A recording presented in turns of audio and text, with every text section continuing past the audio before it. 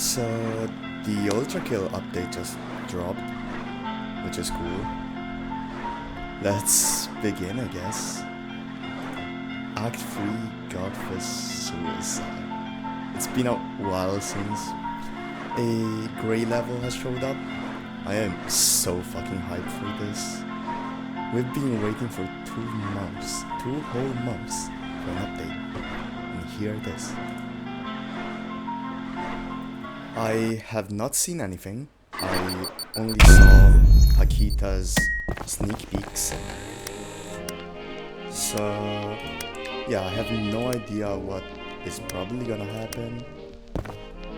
And my only speculation is that the new arm might be a hammer or a sword, and that the centaurs we see in 7-2 are gonna be the final bosses. Also, I just gotta adjust my stuff, since I cannot use mods anymore because the new update fucks shit up. Let's begin.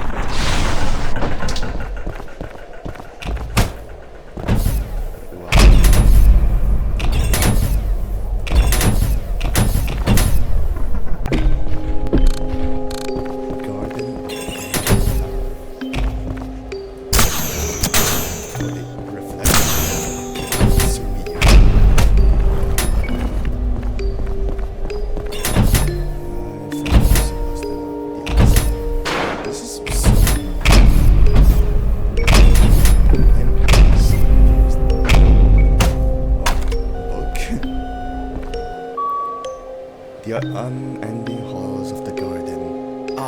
Beautiful, decorated by the cross, the symbols that angels use for the tree of life. They praise their beloved Father who planted it and filled us with the dew of its leaves and the nectar of its fruit. That which gives us life courses through our veins. For you, however, our truth, our bodies are not a vessel for the blood of the fruit, but its prison. The beautiful guts and gorgeous bone yearn to be shown and seen, splayed under the divine cross of the tree of life. We pay its tribute through the art of violence. The world is your canvas, so take up your brush and paint the world. The music has gone down.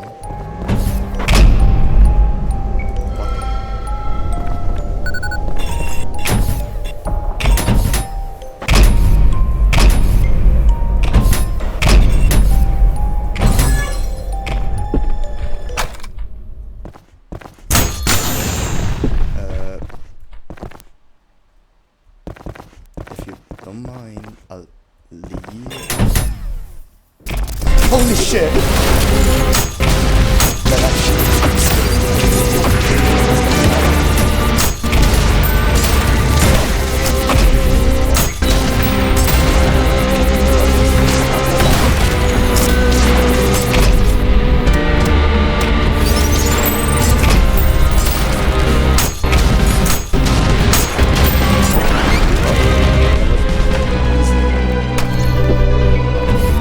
Okay, this is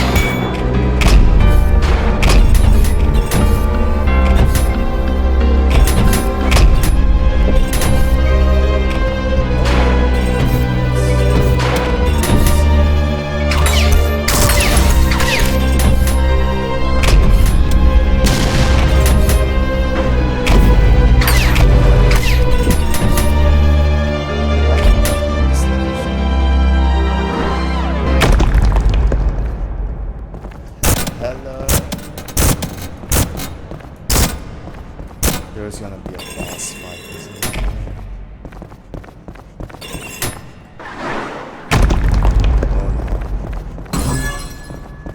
Oh, this is from the trailer.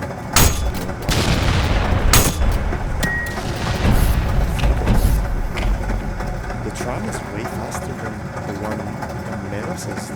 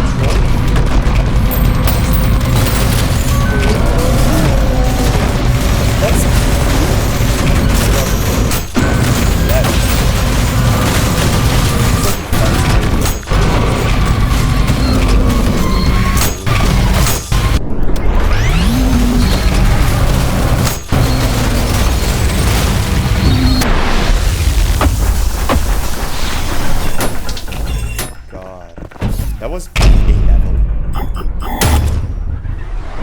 Almost P rank. Guys. Also, what the fuck, there was a secret encounter. So this is gonna be fun. The daughter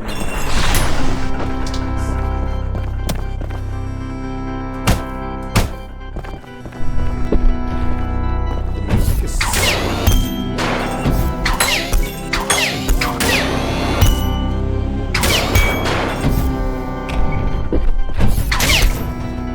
this was from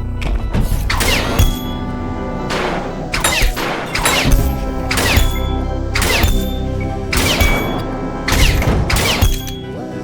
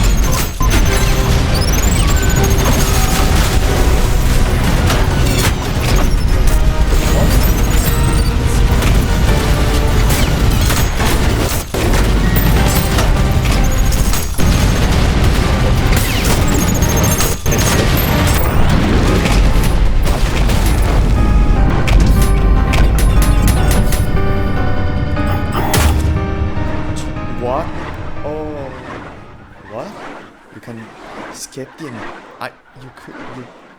You're telling me now that I could have skipped the entire level. Alright, I keep that. Motherfucker. So, this is where the levels are not like shown to us anymore. This is a... the final boss is a machine anyways. How interesting. So we have 4 new enemies, excluding the boss. I'll read the terminals later, I guess. Of course we can't see Jack. Hello. Why did you... This is turning into a horror game. Feed us, we will allow. Oh my god. I don't like this. Really don't like it.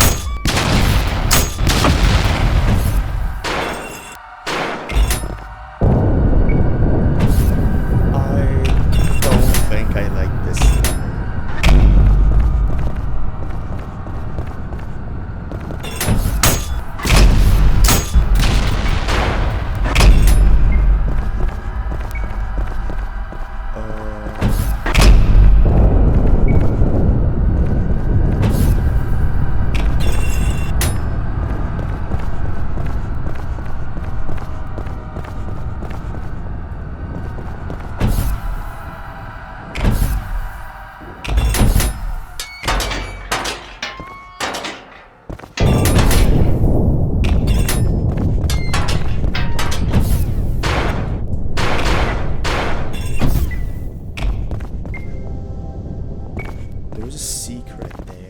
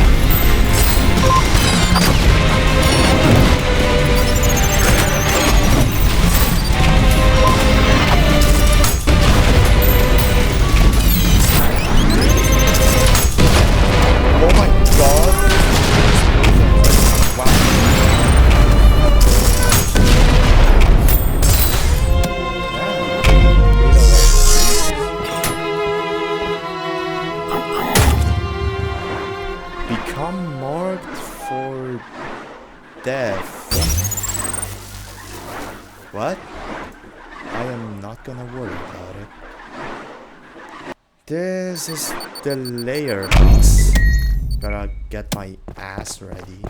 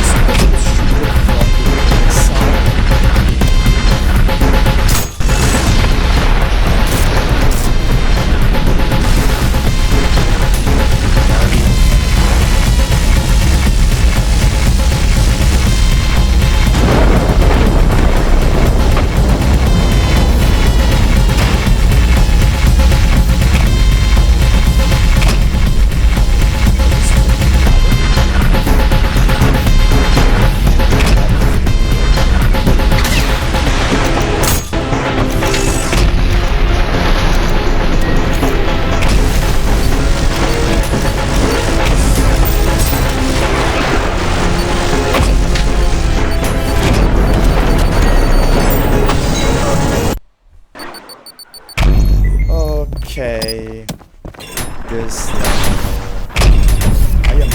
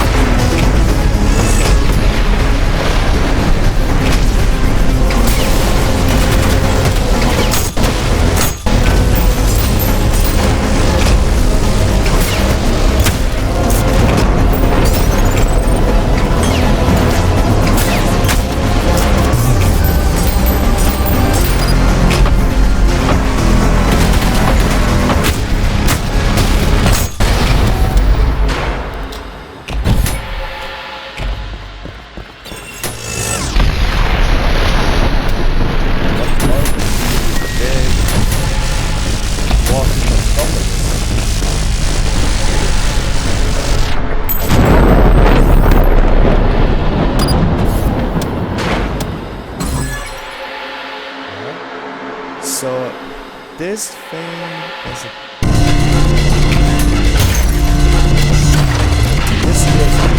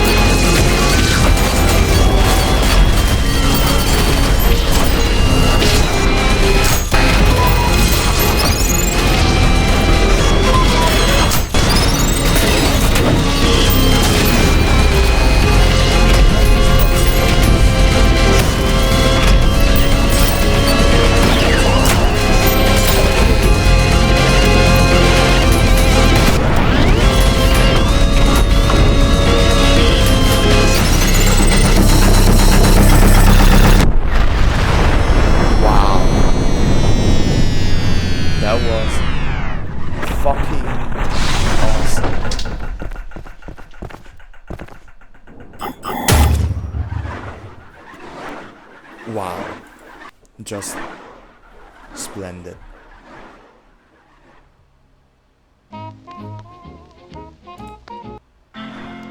Alright, I wanna now read the terminals. They seem quite interesting. And also, we didn't get a arm. Like, what the fuck? It's gonna come in fraud. Trust me, bro. So, the Guttermen. Built in the early days of the Final War, the Guttermen were the first successful experiments in using blood as a fuel source, as well as the first automatons to be deployed in wide-scale conflict. During the war's first phase, an era of trench warfare, these seemingly unstoppable walls were airdropped into enemy trenches, which they would slowly and systematically clear out, as all opposing soldiers would have to choose between being minced by the Guttermen or running out of the trench and getting fire. Researchers have not yet found a way to keep the blood inside the machine fresh, so a live fuel source was trapped inside. Oh, kept alive by minimal life support. Before the Guttermen were welded shut, although publicly these fuel sources were claimed to be volunteer patriots. Most were deserters, battle fatigued returnees, or prisoners of war. Allegedly. Forces from far beyond took notice of cruelty man was capable of, and the suffering of these human blood supplies served inspiration for the mannequins. This is very interesting. The gutter tank. So this was not teased. Alright. As Guttermen single-handedly ended the trench warfare era of the Final War, armies scrambled to create countermeasures, leading to the creation of more machines of war. Built from the foundations of Guttermen to save time, gutter tanks were equipped with highly efficient explosives and arms capable of damaging and destroying thick armor. The slow, lumbering walls that once dominated the field had now become obsolete. As human soldiers had quickly become useless in war, utterly outclassed by machines, they were almost entirely phased out. This led to the second era of the Final War, where machines fought machines in back and forth tide, as designs were phased in and out in a feverish pace, each design specifically to counter the last. Although at first the soldiers celebrated returning home, they soon found the pointless, endless arms race left.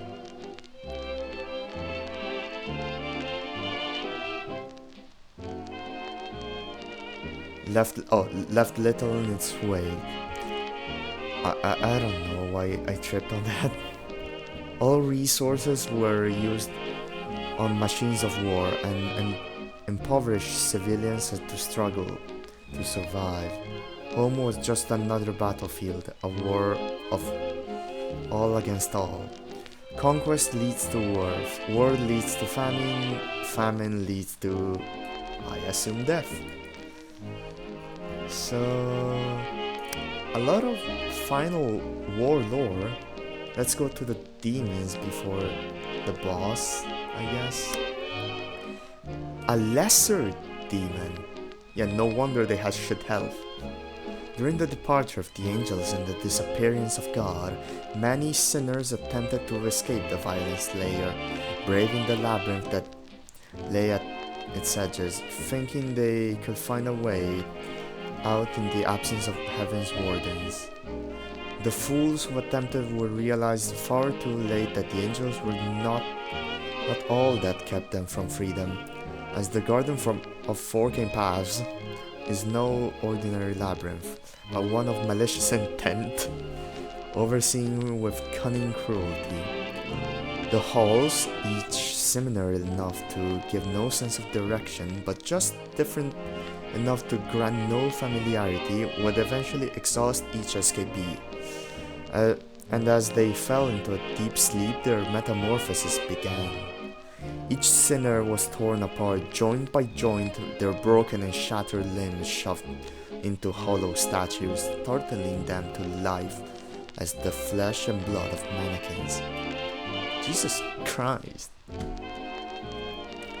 The gift of death is a rare privilege in hell, so the sinners who attempted to control their fate now lay dormant in eternal agony, unable to control even their own bodies, which now continue to carry the same punishment to other unfortunate fools. I think it's interesting that this is the first demon actually made of humans. Human souls. Like, the other monsters that are made of human souls are husks, like the Schism, the Stray, the Soldier, and the Filth. Like, of course, all and the rest.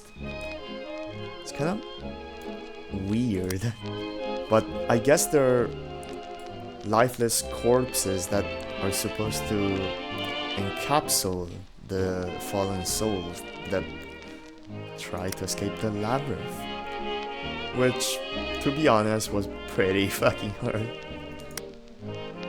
The Minotaur. They look goofy as shit. The Minotaur is one of the oldest known surviving demons, was sculpted by whatever as a gift for the Judge of Hell Minos, Shock, in an attempt to form some kind of rapport. That was not the case in Greek mythology, but I digress. Void's creator considered it beautiful, a personalized monument of death and despair. Minos was terrified of the grotesque creature, caricature of his past mistakes, and cast it into the garden of forking paths, hoping it would never be seen again. Now the Minotaur is old and its body falling apart, running blind through the labyrinth, a desperate attempt to break out. Its only desire to see the sky for one last time. I kinda feel bad. Poor little guy. Little goofy little cow.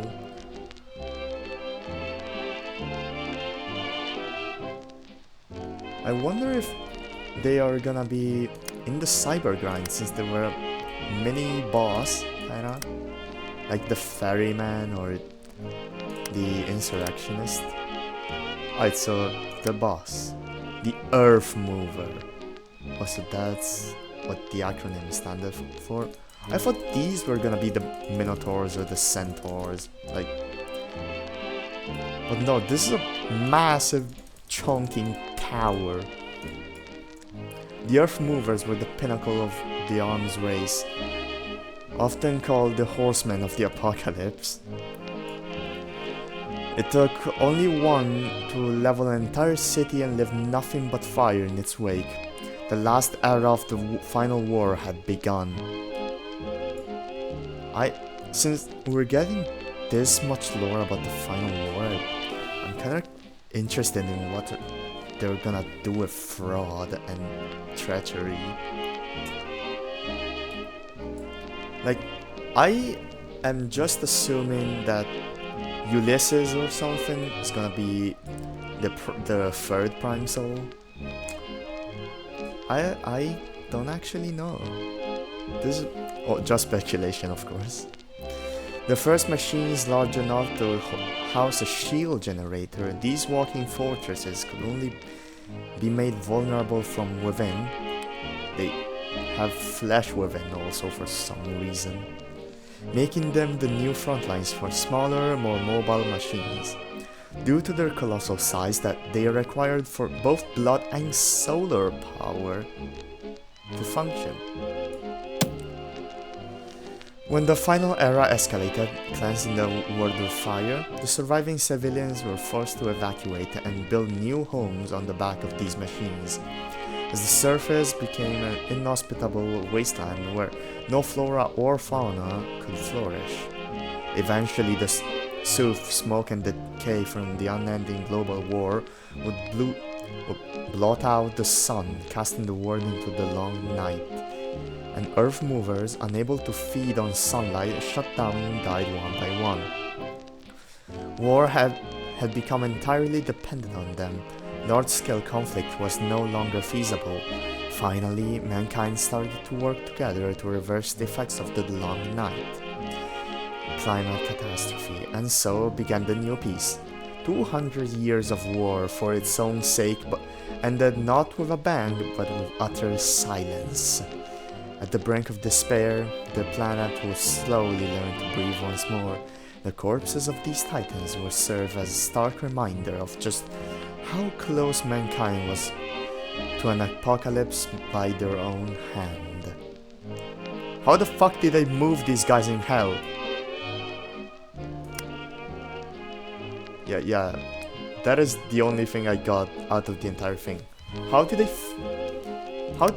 this thing land in hell? Like, I get the Gutterman, V2, V1, every other machine, but this is a ginormous bungus. Like, it's not like Minos or the Leviathan, which were made in hell. Minos died in hell again, and died again as a prime soul. And the Leviathan was made from... Yeah, it was made from sinners. Ignore what I said about the mannequin. Forgive me, I'm not the brightest. But how did this thing land in hell? I am confused. So I guess I'll wrap up the video here. This was very fun, weirdly.